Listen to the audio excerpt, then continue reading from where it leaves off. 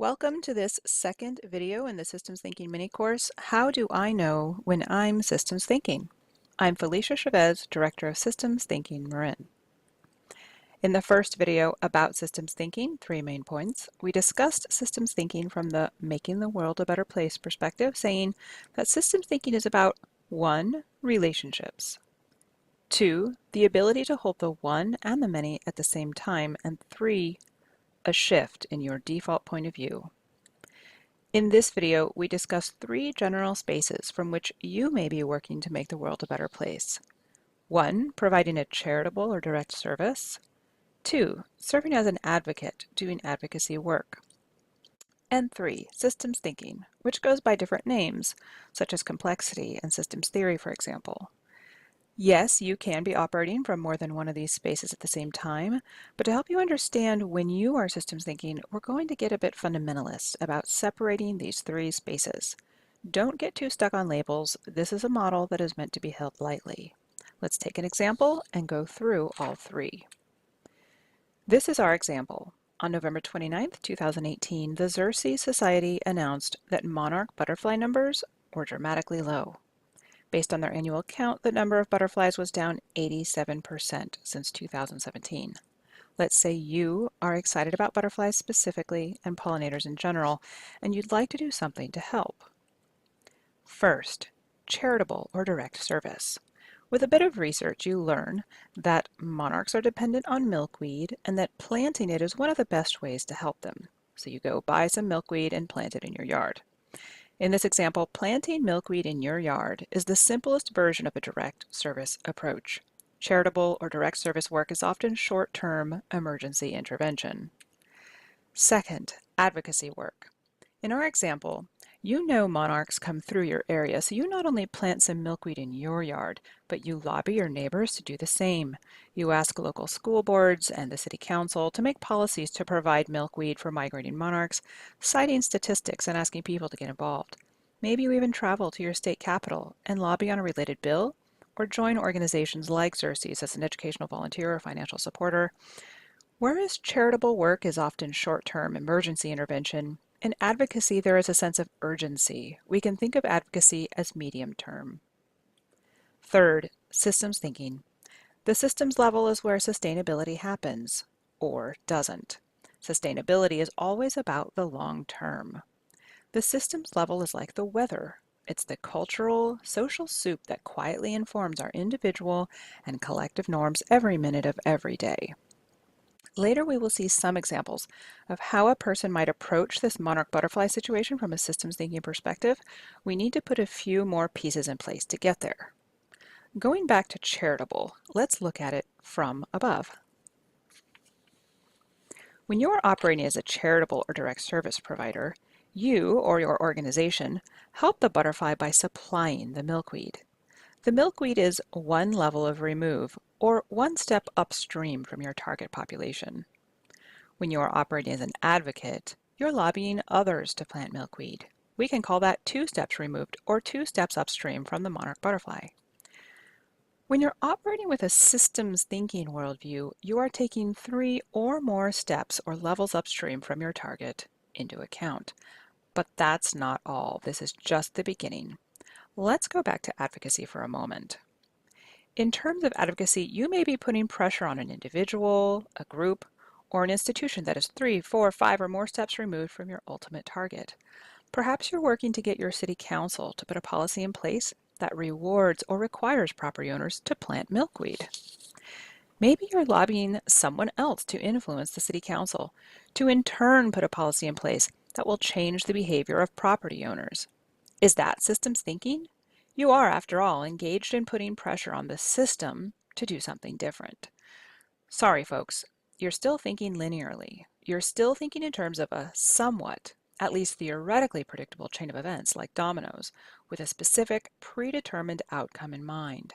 More milkweed planted and maintained locally, and you're still not thinking systemically. So when are you thinking systemically? It's when you can get out of that 1 + 1 = 2 thinking and leap into complexity. It looks a bit more like this. The reality of systems is ultimately boundless and therefore daunting. So when a person is moved to make a difference in the world, it's kind of obvious that he or she would head for the more delineated cause and effect spaces of charitable or advocacy work. Because out here in the boundless wilds of complexity, you recognize that the butterfly in question and every single one of the nodes along your chain of influence are themselves part of highly complex systems, and what's more, they are dynamic, not static systems. This is not 3 plus. This is 3 cubed, and 4 cubed and 5 cubed, etc. A new dimension has come into being. Do you need to take all of this complexity into account when trying to make the world a better place for monarchs? Yes and no. Referencing the 3 main points from the previous About Systems Thinking video, let's look at how a systems thinker might begin to address this monarch example. If we apply the relationships lens to the advocacy space, then no longer are you out to convince your neighbors that they must plant milkweed.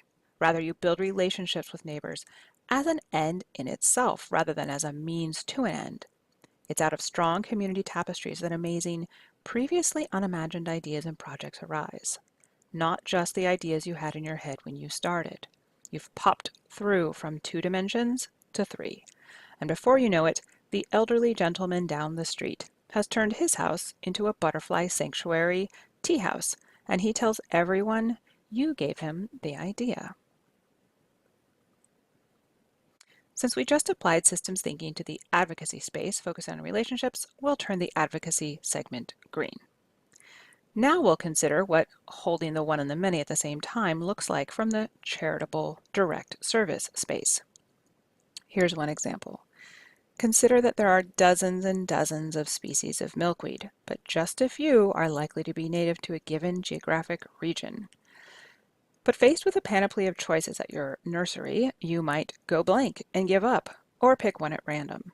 But moving into that complexity, having patience with not knowing, is utterly crucial for systems thinking. When you take up that challenge, when you do your systems research, you discover that, happily, organizations like Xerces provide guides to what types of milkweed to purchase in a given geographic region, and you're definitely going to want pesticide-free plants, by the way. I will leave it to you to see, and maybe more so to feel, how these few preliminary examples illustrate the perspective shifts we discussed in the first video, moving your point of view from short to long-term, from narrow to wide, and from shallow or surface to deep.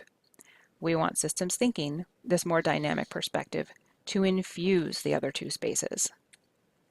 If you are an advocate or charitable direct service provider, and you feel you have been working your hardest, but have this sinking feeling you are ultimately treading water, if not going backward, the systems view is your answer. By the way, joining hands across organizational hierarchy, across organizations, across issue areas, and across sectors is one of, if not the cornerstone of a systems approach. The one sure sign you are not systems thinking is feeling that the weight of the world is on your shoulders.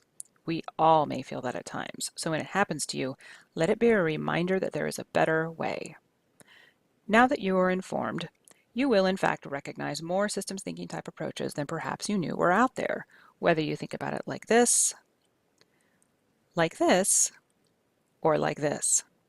This list of examples are approaches to making the world a better place that are systemic. You are welcome to pause and read the list. Each one results in what my friend Ricardo Moncrief calls collateral benefits. That is, when you make progress in any one of these areas, the chain of positive outcomes is far greater and more widespread than you may have initially suspected.